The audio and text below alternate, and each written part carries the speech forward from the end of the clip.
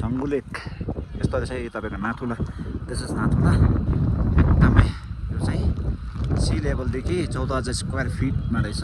आज चाहिँ तपाईँहरूको एकदमै आइस बर्फ गिर्दैछ, लाइभ बर्फ गिर्दैछ यो एरियामा गाइस।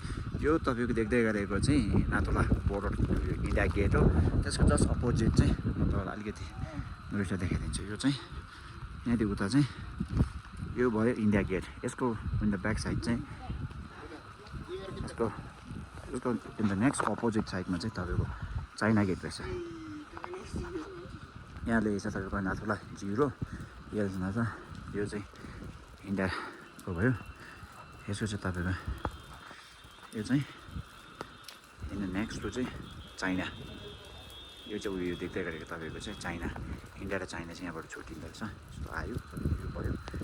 यो चाहिँ प्राइम मिनिस्टर पहिलाको पण्डित जवाहरलाल नेहरूको टाइममा चाहिँ 18 सेप्टेम्बर 1958 को योमा बनाएको रहेछ। यो रहेछ यस्तो छ रहेछ चाहिँ यतिको चाहिँ आइस पुरा यो लाइभ उयो भइरहेको छ, बर्फ पुरा गिरिरहेको छ हो।